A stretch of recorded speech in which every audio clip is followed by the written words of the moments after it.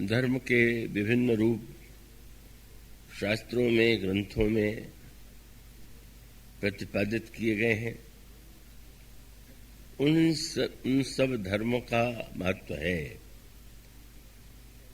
पर यदि प्रश्न किया जाए कि समस्त धर्मों में सर्वश्रेष्ठ धर्म क्या है, तो भगवान श्री राम कहते हैं कि परहित से बढ़कर के, परोपकार से बढ़कर के अन्य कोई दूसरा धर्म नहीं है। कल इसी संदर्भ में आपके सामने एक बात रखी गई थी कि वस्तुतः जब तक व्यक्ति के सारे क्रियाकलाप के मूल में केवल स्व है, अपना स्वार्थ है, तब तक हो सकता है कि उस व्यक्ति के जीवन में धर्म की क्रियाकलाप के रूप में अनेक क्रियाएं दिखाई देती हो, और जो क्रिया को देख करके धर्म का प्रमाण पत्र देना चाहते हैं वो कह सकते हैं कि यह व्यक्ति बड़ा धार्मिक। पर वस्तुतः धर्म का जो सर्वोच्च स्वरूप है उसका एक संकेत इसमें पर शब्द में। आप अपने हित के लिए, अपने स्वार्थ के लिए अच्छे कार्य भी कर लेते हैं और स्वार्थ की पूर्ति के लिए आप बुरे से बुरा भी काम करने में संकोच नहीं करते। तो जब तक हमारे जीवन में हमारा जो लक्ष्य है स्वार्थ है, तो ऐसी स्थिति में हम चाहे जितने अच्छे कार्य करते हुए दिखाई दें, वो उसके पीछे जो हमारा उद्देश्य है वो पवित्र नहीं। और इसलिए धर्म का वह जो पक्ष जो क्रिया के रूप में दिखाई देता है वही सब कुछ नहीं। ये जो पर शब्द है उसका तात्पर्य है कि हमारे जीवन में जो क्रियाकलाप हैं, यदि स्वार्थ से, अभिमान से, केवल अपनी वासना की पूर्ति के लिए है, तो वो क्रिया के रूप में धर्म दिखाई देने पर भी वस्तुतः धर्म नहीं। और उसको थोड़ा और गहराई में बैठ करके विचार करें।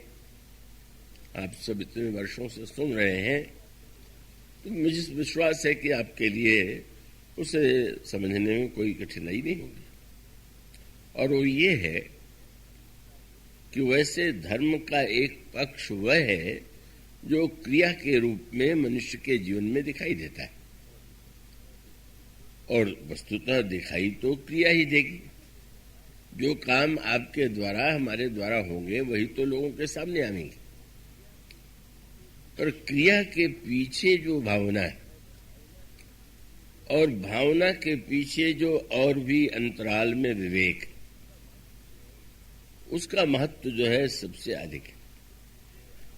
और इसी दृष्टि से आपने यदि ध्यान दिया हो, इतने वर्षों में आप सुनते भी रहे हैं कि हमारे पुराण जो है जब किसी का वर्णन करते हैं तो वर्णन करते हुए कुछ ऐसे नाम लेते हैं कि वो जो व्यक्ति को साधारणतया अविश्वस्त से लगते हैं। अब जैसे मान लीजिए, जब वे कहते हैं कि गंगा जी का जन्म भगवान के चरणों से हुआ, तो ये भूगोल में दिखाई देने वाला जो सत्य है उससे तो भिन्न है। अनेक यात्री गंगोत्री जाते हैं और उन्हें दिखाई देता है कि हिमालय से गंगा धीरे धीरे गोमुख के द्वारा बाहर आती है, पर हिमालय गंगा का उद्गम नहीं है, उद्गम भगवान का चरण है। और ये केवल गंगा के ही संबंध में नहीं, जितनी नदियां हैं उन नदियों के मूल में भी कोई न कोई एक ऐसा नाम है जो प्रत्यक्ष रूप से सामने नहीं होता।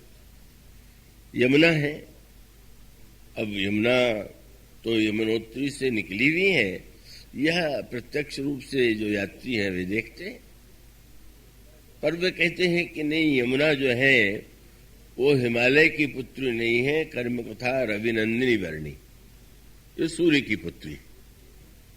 तो सूर्य से यमुना का जन्म, भगवान के चरणों से गंगा का जन्म, और इतना ही नहीं, जब वे वर्णन करेंगे सर्वत्र तो जैसे श्री राम का जन्म सूर्यवंश में हुआ, भगवान कृष्ण का जन्म चंद्रवंश में हुआ, तो प्रत्यक्ष रूप से जो राजा प्रारंभ में थे उनका नाम दिया जा सकता है। लेकिन उनका नाम न दे करके सूर्य से, चंद्रमा से कुलों का जन्म है, इसके पीछे एक विशेष तात्पर्य है। और तात्पर्य यह है कि वस्तुतः जो दिखाई देता है, अगर आप केवल उसे ही सत्य मानते हैं तो उसका परिणाम क्या होगा? संसार की सारी वस्तुएं दिखाई देती हैं, पर सारी वस्तुओं के में सारे वस्तुओं के दिखाई देने पर भी कौन नहीं दिखाई देता है? ईश्वर कह लीजिए, ब्रह्मा कह लीजिए। और उसका अभिप्राय है कि अगर केवल आप प्रत्यक्ष को ही प्रमाण माने तो आप ईश्वर की सत्ता तो कभी स्वीकार ही नहीं कर पाएंगे। अगर आप केवल प्रत्यक्ष को ही प्रमाण माने तो स्वाभाविक होगा कि आपके जीवन में तो आपकी एक सीमाएं होंगी कि आपको जो कुछ दिखाई दे रहा है वही सब कुछ। इसलिए पुराण जो है व्यक्ति को पुराणों में जो इतिहास का या भूगोल का वर्णन किया गया है उसका उद्देश्य वस्तुतः इतिहास और भूगोल नहीं। ये आप श्रीमद् भागवत के अंत में भी पाएंगे। और इसलिए पुराणों में इतिहास तो है, पर इतिहास के पीछे एक और विशेष उद्देश्य है, और ये है कि इस दृश्य प्रपंच के पीछे जो दिखाई दे रहा है उसके पीछे है का अगर जो सत्य है उसे हम नहीं देख पाएंगे तो हमारे जीवन में आस्तिकता का उदय नहीं होगा। और दृष्टांत के रूप में भौतिक दृष्टि से देखें कि एक बड़ा विशाल वृक्ष आपके सामने खड़ा है, उसमें आप देखते हैं कि उसमें कितनी डालियां हैं, कितने पत्ते हैं, कितनी टहनियां हैं, और उसका जो तना है वो कितना मोटा है। लेकिन यह जो वृक्ष दिखाई दे रहा है उसके अंतरंग में भी आप यह जानते हैं कि न दिखाई देने वाला उस वृक्ष के मूल है, वो जड़ है। और इसका अर्थ है कि अगर आप जो दिखाई दे रहा है उससे सत्य मानेंगे तो केवल आप उसी के रक्षा का प्रयत्न करेंगे। आप जल डालने के लिए पत्ते और टहनियों पर वृक्ष पर डालेंगे, पर अगर आपको यह पता है और लगाने वाले को पता है कि जो दिखाई देने वाला वृक्ष है उसका मूल, उसकी जड़ भीतर है, और यदि हम उसमें जल डालेंगे तो मूल में जल डालने से वृक्ष के सारे टहनियों को, पत्तों को अपने आप जल प्राप्त हो जाएगा। तो पुराणों का दो उद्देश्य है। जब वे इतिहास का वर्णन करते हैं तो उसके पीछे वो यह बताना चाहते हैं कि मनुष्य के जीवन में अगर संपत्ति हो, पद हो, कोई विशेषता हो, और पुराणों में जिन इतिहास के व्यक्तियों का वर्णन किया गया है उनके पास कितना ऐश्वर्य था, कितनी बुद्धि थी, कितना बल था, कितने बड़े पद थे, पर अंततोगत्वा तो सबका विनाश हुआ। मानो इस अनित्यता को समझ करके या पढ़ करके व्यक्ति का गर्व नष्ट हो जाए, उसका उद्देश्य है। अब उसमें कोई व्यक्ति उस दृष्टि से विचार करने की चेष्टा करे तो वो व्यक्ति बड़ा निराश होगा। अब जैसे लिख दिया गया कि नृग राजा इतनी उन्होंने गायें दान की जितनी पृथ्वी में रजकण है। अब तार्किक तो कहेगा ये गाय के लिए तो एक भूमि चाहिए, अब जितने रजकण हैं उतनी गायें कैसे होंगी?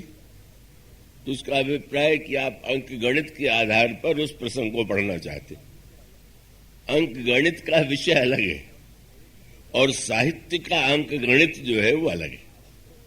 ये अंक गणित आपको एक विशेष सिद्धांत के द्वारा सांसारिक व्यवहार में और सारे ब्रह्मांड के ग्रह नक्षत्रों के विषय में प्रामाणिक हो सकता है। पर इस गणित का उद्देश्य मानो यह है कि किस बात पर तुम गर्व कर रहे हो। तुमसे पहले कितने व्यक्ति बुद्धिमान, बलवान और अनगिनत संपत्ति के स्वामी थे, पर जब वे भी तुच्छ सिद्ध हुए, उनका भी विनाश हो गया, तो फिर ऐसी स्थिति में तुम्हें गर्व का परित्याग करना चाहिए। तो इतिहास का उद्देश्य है मनुष्य के जीवन में अभिमान का विनाश। और भूगोल का जो उद्देश्य है वो क्या है? भूगोल का उद्देश्य मानो यह बताना है कि ये जो समस्त जड़ संसार प्रतीत हो रहा है, उस संसार के मूल में जो चेतन तत्व है, अगर मूल में जड़ हम मान बैठेंगे तो हमारे जीवन में यही वृत्ति उत्पन्न होगी कि ये पदार्थ तो जड़ है और इसका मनमाना उपयोग करने में हम स्वतंत्र हैं। अब मान लीजिए एक पौधा लगा हुआ है और आपने मान लिया है कि ये तो जड़ पदार्थ है, आप चाहे उसकी टहनियों को तोड़ दें, फूल को मसल दें या उस वृक्ष को पूरी तरह काट दें, तो आपके मन में तो कोई बात ही उत्पन्न नहीं होती। अब आजकल पर्यावरण के लोग बड़े चिंतित हैं, पर उसको आप इस दृष्टि से विचार करके देखिए कि व्यक्ति ने उन्हें जड़ पदार्थ मान लिया तो इसलिए उसके मन में ये संकोच नहीं रह गया। वो इसलिए शास्त्रों की बात बड़ी अनोखी। फूल लेने के लिए जाइए तो पहले तुलसी का अगर पत्ता लेना है, तुलसी दल लेना है, तो तुलसी देवी को प्रणाम कीजिए और उनसे प्रार्थना कीजिए कि हम पूजन के लिए पत्र लेना चाहते हैं, आप कृपा करके दीजिए। फूल के पास जाइए, वृक्ष के पास जाइए, वे कहेंगे बट में भगवान शिव का निवास है, पीपल में भगवान विष्णु का निवास है। कितनी सतत संकेत की भाषा है। मानो आप प्रत्येक पदार्थ से व्यवहार करते हुए उन्हें जड़ मानने की भूल न करें। यद्यपि आप जानते हैं कि इस देश में ऐसे वैज्ञानिक हुए वर्तमान संदर्भ में भी, जगदीश चंद्र बसु, जिन्होंने बताया कि नहीं, जब आप पौधों से कोई व्यवहार करते हैं तो उनको भी रुलाई जाती है, उनको भी कष्ट होता है, वे भी सांस लेते हैं। तो उस वैज्ञानिक खोज का भी तात्पर्य है कि जड़ में चेतना है, उसको जड़ की तरफ से व्यवहार आप मत कीजिए। और उसका मूल तात्पर्य यह है कि समस्त व्यवहार में, जड़ प्रपंच में, मूल में उस चेतन तत्व को मत भुलाइए। तो ये जो दो उद्देश्य हैं ज्ञान, इतिहास और भूगोल के, वह वस्तुतः जो इतिहास या भूगोल आप पढ़ते हैं उसकी उपयोगिता, उसका महत्व है। उसके महत्व को नकारने की आवश्यकता नहीं है, पर ये जो आध्यात्मिक दृष्टि से लिखा गया भूगोल है, आध्यात्मिक दृष्टि से लिखा गया इतिहास है, वही हमारे आपके जीवन को बदल सकता है। इसीलिए आप अभी सुन रहे थे, उमाशंकर जी ने स्मरण दिलाया था कि जब हनुमान जी से रावण यह प्रश्न करता है कि तुम्हारे पीछे किसका बल है, तो हनुमान जी उत्तर क्या देना चाहते? एक वाक्य में कह सकते थे मेरा बल है, या हनुमान जी बहुत कहे तो श्री राम का नाम ले ले। पर उन्होंने सृष्टि के प्रारंभ से लेकर के जब रावण को यह बताने की चेष्टा किया कि सृष्टि में जो कुछ है उसके मूल में ईश्वर का ही बल है, ईश्वर की ही शक्ति है, यह सिद्धांत तो मानो भक्ति को जीवन में उतारने में सहायक है। तो यह जो परंपरा है वो इसीलिए गोस्वामी जी ने मेरे पत्रिका में ये कहा कि आप रघुपति भगति वार छालित चित बिनु प्रयास ही सूझे, तुलसीदास यह चिद विलास जग बूझत बूझत बूझे। इस सृष्टि चैतन्य का विलास है और धीरे धीरे समझते व्यक्ति उसको समझ लेता है। धर्म क्रिया के रूप में दिखाई देता है, पर क्रिया के रूप में दिखाई देने पर भी एक दृष्टांत यों है। आपका शरीर है, तो दिखाई तो प्रत्यक्ष रूप से शरीर और उसकी इंद्रियां ही दिखाई देती हैं, लेकिन आपको यह अच्छी तरह पता है कि जो दिखाई दे रहा है उसके पीछे न दिखाई देने वाले ऐसे अंग प्रत्यंग हैं। आपके हृदय में जिस तरह से रक्त की धारा प्रवाहित होती है, अंग प्रत्यंग में जैसे अन्न के को परिणत किया जाता है रक्त के रूप में, रक्त कैसे सारे शरीर को शक्ति देता है, इसका ज्ञान आपको आवश्यक है। और डॉक्टर की विशेषता यही कि आपको शरीर रोगी है और आप जब डॉक्टर के या वैद्य के पास जाते हैं तो वो पीछे क्या है, वो यंत्र के माध्यम से कहेगा कि एक्सरे का प्रयोग करो, या आजकल अत्यधिक आधुनिक वैज्ञानिक उपकरण है। तो इसका तात्पर्य यह है कि नहीं भी बाहर नहीं भीतर भी कुछ है, और भीतर के पीछे भी एक भीतर है। तो जहां तक शरीर है, शरीर के पीछे प्राण है, और प्राण के पीछे हमारी धारणा है कि एक आत्म तत्व है।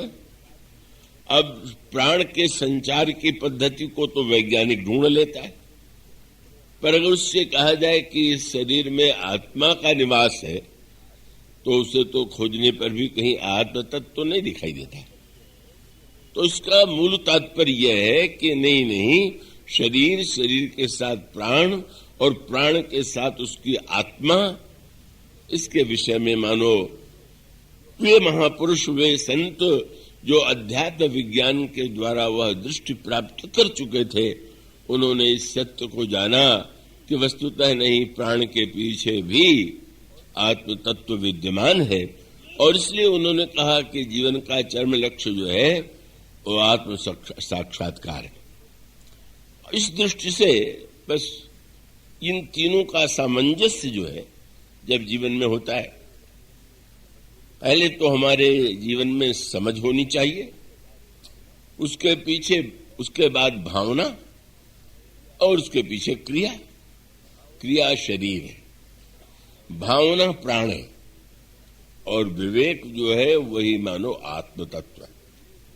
तो धर्म को यदि एक शरीर के रूप में देखें तो धर्म के नाम पर जो क्रियाएं बताई गई हैं वो शरीर के अंगों के समान महत्वपूर्ण है। शरीर में अगर कोई अंग न हो या किसी अंग में कोई कमी हो तो व्यक्ति को अभाव लगता है, लेकिन शरीर के समस्त अंगों के होते हुए भी अगर प्राण न हो तो तब क्या होगा? सारे अंग प्रत्यंग होते हुए भी व्यक्ति उस शरीर का क्या उपयोग करता है, इसका आपको संकेत मिलता है गुरु वशिष्ठ की वाणी में। गुरु वशिष्ठ धर्म के महानतम आचार्य हैं, धर्म के महानतम व्याख्याता हैं। उनके आदेश का पालन ही सारा सूर्यवंश करता है। अब वो चित्रकूट का जो प्रसंग है, उस प्रसंग में भगवान श्री राम ने एकांत में और अन्यत्र जब यह प्रश्न किया कि धर्म के अनुकूल क्या करना चाहिए, इसका निर्णय तो गुरुदेव ही कर सकते हैं, तो उस समय गुरु वशिष्ठ की वाणी से वह वाक्य निकला जिसकी साधारणतया कल्पना नहीं की जा सकती थी। उन्होंने 2 संकेत किए, और 2 क्या 3 संकेत किए, और तीनों की पंक्तियों को आप ध्यान से पढ़ें तो ये समझ में आ जाता है कि वे क्या कहना चाहते। उनका योग कुयोग, ज्ञान अज्ञानु, जहान राम प्रेम प्रधान। वो योग नहीं है, कुयोग है। योग का आजकल बड़ा प्रचार हो रहा है, आजकल उसको एक शब्द बढ़ा दिया गया है। योग शब्द लोग कहने में शायद कम ही समझते हैं, इसलिए आजकल लोग कहते हैं योगा सीखने जा रहे हैं, मानो उसके द्वारा उसका अंग्रेजीकरण हो गया कि भाई वो योग नहीं योगा। तो योग जो है वो बड़ा उपयोगी है, पर योग की उपयोगिता अगर केवल शरीर के लिए है तो स्वाभाविक है। शरीर स्वस्थ होना चाहिए और स्वस्थ शरीर से व्यक्ति अनेक अच्छे कार्य कर सकता है, लेकिन शरीर के अस्वस्थता के कारण अगर उसका उपयोग व्यक्ति इस रूप में करे कि जितना शरीर स्वस्थ रहेगा उतना ही हम भोगों को भोग सकेंगे, तो परिणाम क्या होगा? जब गुरु वशिष्ठ कहते हैं योग कुयोग, तो इसका अभिप्राय है कि क्रिया में योग की आपने प्रक्रिया के द्वारा शरीर को स्वस्थ बनाया और स्वस्थ बनाने के बाद फिर आपने उसका उपयोग भोगों के लिए किया। तो ऐसी स्थिति में योग का शरीर स्वस्थ रखना चाहिए, पर शरीर के स्वस्थ रखने का उद्देश्य ये है कि शरीर के द्वारा केवल भोगों को ही नहीं भोगना है। इसके द्वारा प्रसंग आता है, गरुड़ जी ने कहा, भूषण जी से पूछा कि आप सुमेरु पर्वत पर कब से निवास कर रहे हैं? तो उनका यहाँ बसत मोहि सुनु खग ईसा, बीते कल्प 7 और 20 27 कल्प तक से नए मैं यहाँ रह रहा हूं। तो महाराज आपको तो वरदान प्राप्त है, तो क्या आप शरीर का त्याग नहीं करना चाहते क्या? तो उन्होंने कहा नहीं, मैं शरीर का त्याग नहीं करना चाहता। क्यों नहीं? तो उन्होंने सूत्र दिया, तजऊ न तन निज इच्छा मरना, क्योंकि तन बिन वेद भजन नहीं भरना। शरीर के द्वारा ही तो सेवा भजन ये श्रेष्ठ कार्य भी होते हैं, इसलिए शरीर की रक्षा करना आवश्यक है। तो इसका अर्थ है कि अगर हमारा योग का उद्देश्य शरीर और शरीर की स्वस्थता के द्वारा धर्म का पालन अथवा मनुष्य के जीवन में परमार्थ सत्य के लिए उसका की पूर्ति हो, तो उस योग का महत्व योग के महत्व को क्या कहना। अब आप रावण की दृष्टि से विचार करके सोचिए, रावण योगी था कि नहीं था? और योगी की दृष्टि से विचार करके देखें तो योगियों में क्या उतना योग होगा, स्वास्थ्य होगा जैसा रावण में था? और योग के द्वारा उसने कितने चमत्कार जीवन में पाए, इसका वर्णन आप पढ़ते हैं। लेकिन वह संकेत आपने पढ़ा होगा, रावण यज्ञ करने जा रहा है। यज्ञ की शास्त्रों में प्रशंसा की गई है। भीषण को समाचार मिला रावण यज्ञ कर रहा है, और आकर के उन्होंने भगवान को सूचना दिया, महाराज रावण यज्ञ करने जा रहा। तो लगेगा कि बहुत अच्छा बदलाव आ गया। यज्ञों का नष्ट करने वाला अगर स्वयं यज्ञ कर रहा है तो अवश्य रावण बहुत परिवर्तित हो गया होगा। पर भीषण ने सूचना जिस ढंग से दी आप उसमें पावेंगे, उन्होंने वाक्य कहा, नाथ करई रावण एक जागा, और अगला वाक्य का सिद्ध, यज्ञ कर रहा है, यज्ञ सिद्ध हो जाएगा। सिद्ध होने का फल क्या होगा भाई? बोले सिद्ध भय नहीं मरी अभागा। सिद्ध हो जाने पर अभागा मरेगा नहीं। अरे जो नहीं मरेगा वो तो बड़ा भाग्यशाली लोग मानते हैं, बड़ी लंबी आयु है। पर विभीषण कहते हैं अभागा मरेगा नहीं। मानो संकेत यह था कि ये जितना सिद्ध यज्ञ करके अंत में लोगों को मारेगा, वो तो संसार के लिए इसका शरीर का अमर हो जाना, मृत्यु का लोगों के लिए कारण बनेगा, विनाश का कारण बनेगा। और उन्होंने कहा यह अभागा भी है। क्यों? कि अंत में तो मृत्यु उसकी भी होगी, पर आप आए हुए और आपके हाथ से न मरे तो इससे बढ़कर के अभागापन क्या होगा। इसलिए महाराज भगवान राम से अनुरोध किया कि इस यज्ञ को आप नष्ट कराइए। तो मनुष्य का अभिप्राय कि यज्ञ क्रिया के रूप में धर्म का रूप है। भगवान यज्ञ रक्षक है, पर यज्ञ रक्षक होते हुए भगवान ने बंदरों को भेजा कि जाकर के तुम रावण का यज्ञ नष्ट कर दो।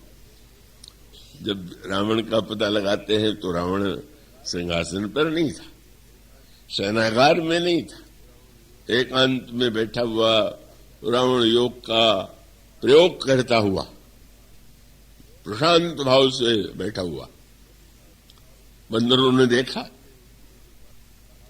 लेकिन बंदरों ने उसमें जो वाक्य कहा वो बड़ा व्यंग्यात्मक भी था, वो सत्य भी था। उन्होंने कहा उठो उठो, प्रहार किया पर रावण उठता नहीं। लगा कि रावण तो बड़ा सहनशील है, लात मारते नहीं, लात सह भी लेता। अभी सुना रहे थे लात मारने का, लेकिन वो सहिष्णुता नहीं रावण की।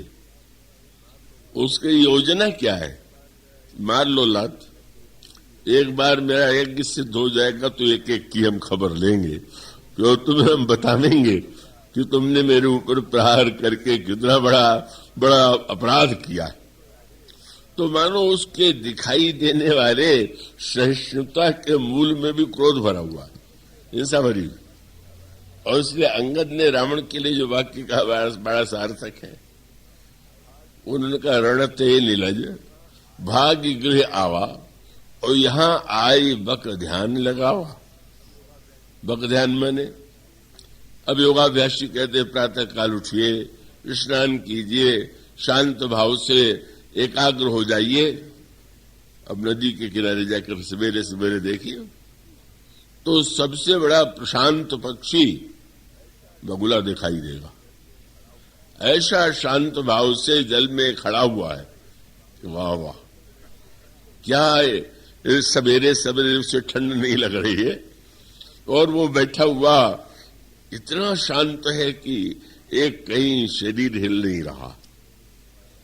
पर वक्त ध्यान माने वो आता है। प्रभु जब गए पंपा सर में तो उन्होंने बगुले को देखा, और बगुले को देख करके प्रभु ने साहित्यिक व्यंग करते हुए कहा, लक्ष्मण पश्य लक्ष्मण पंपायाम बको परम धार्मिका। देखो देखो ये बगुला कितना बड़ा धार्मिक, इतने सवेरे स्नान करके, और उसके शरीर में थोड़ी थोड़ी आप देखेंगे कि लगता है कि जैसे किसी ने भस्म लगाया हो, तो लगता है पूरा भक्त है, भस्म लगा लिया है शरीर में और एकाग्र भाव से साधना कर रहा। और एकाग्रता काहे के लिए कि जल में कहीं मछली दिखाई दे और वो तुरंत फिर उस समय वो उसको पकड़ करके अपने मुख में डाल लेता है। तो प्रभु ने जब ये व्यंग भरा वाक्य कहा, पश्य लक्ष्मण पंपायाम बको परम धार्मिका, तो मानो मछलियों ने कहा कि महाराज हमसे पूछिए कि कैसे धर्मात्मा, क्योंकि सहवासी विजानियात चरित्रम सहवासिनाम, पास में रहने वाला ही दूसरे व्यक्ति के चरित्र को जानता है। बक ध्यान कहने का अभिप्राय है कि तुम्हारी ये सहिष्णुता, तुम्हारे जीवन में जो ये लक्षण दिखाई दे रहे हैं, इसके पीछे कितनी हिंसा वृत्ति है, कितना अपवित्र उद्देश्य है।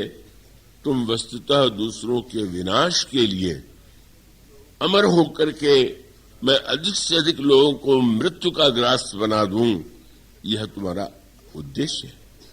इसलिए मानो योग का अर्थ है मिलाना। योग शब्द का अर्थ है मिलाना, माने योग का अर्थ है जो भगवान से जीव को मिलावे। तो शरीर के द्वारा, फिर मन के द्वारा, फिर बुद्धि के द्वारा, फिर आत्म साक्षात्कार के द्वारा, योग के द्वारा व्यक्ति भगवान से एकत्व का अनुभव करता है। तो गुरु वशिष्ठ कहते हैं कि अगर योग का यह उद्देश्य नहीं है तो वो योग है, योग नहीं। और दूसरा वाक्य उन्होंने कहा, योग कुयोग ज्ञान अज्ञानु। अगर कोई व्यक्ति बड़ा बुद्धिमान ज्ञानवान लगे तो ज्ञान नहीं अज्ञान है। किस संदर्भ में इसका संकेत मिलता है बाली के प्रसंग में। सुग्रीव ने गर्जना करके भगवान राम के आदेश से बाली को लड़ने की चुनौती दिया। बाली लड़ने के लिए जब निकला तो तारा ने चरण पकड़ लिया, और तारा चरण पकड़ करके कहा, सुन पति जिन्हें ही मिले वो सुग्रीवा, तेजो बंधु तेज बल सीवा, कौशलेश सुत लक्ष्मण रामा, कालहु जीत कहीं संग्रामा। पतिदेव, आपके भाई सुग्रीव ने जिससे मित्रता की है वो राम तो शील, तेज और बल के धाम हैं, और मुझे तो लगता है कि अपने पराक्रम के द्वारा वो तो काल को भी जीत सकते हैं। ईश्वर के रूप में ही वर्णन नहीं किया तारा ने बाली का, भगवान राम का, यही कहा कि वो महानतम बलवान। बाली हंसने लगा और ये बात काट दी, पर काटने में भी चतुराई।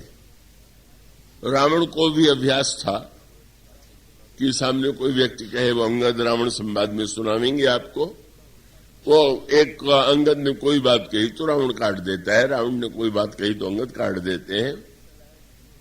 पर काटने की एक और भी कला है कि जिसमें बिना काटे भी काट दिया जाता है, और ये है कि सामने वाला कोई बात कहे और काट दीजिए तो लगेगा कि ये तो हमारा विरोध कर रहा है, और सामने वाला कुछ कहे आप उससे ऊंची बात कह दीजिए तो बिना काटे भी वो व्यक्ति तो नीचे सिद्ध हो ही गया।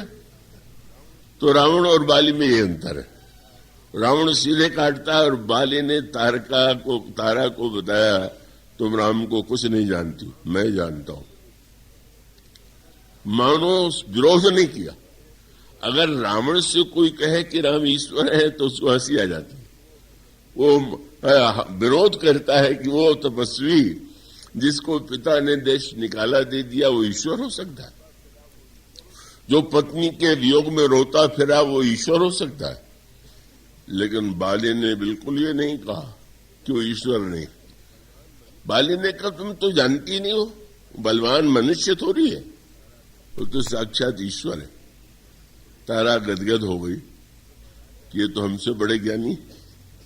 तो महाराज आप जानते हैं कि ईश्वर है और आपको ये पता है कि सुग्रीव की उनसे मित्रता हो गई है, तो क्या आपको सुग्रीव से लड़ने के लिए जाना चाहिए? तुरंत और ऊंची भाषा, नहीं, तुम्हें ईश्वर के लक्षण का कोई अध्ययन तो है नहीं, तुम जानती नहीं कि ईश्वर का क्या लक्षण है। पतिदेव क्या लक्षण है? लक्ष्मण ने कहा, बाल सुनु भीरु प्रिय समदर्शी रघुनाथ। सारे शास्त्र कहते हैं ईश्वर सम रूप से सम में विद्यमान है, न उसे कोई प्रिय है न कोई अप्रिय है, न उसका राग है। समोहम सर्वभूतेषु समत्व का प्रतिपादन किया। राम ईश्वर है और सम होने के नाते ये हो ही नहीं सकता है कि वो सुग्रीव का पक्ष ले और मेरे ऊपर प्रहार करें।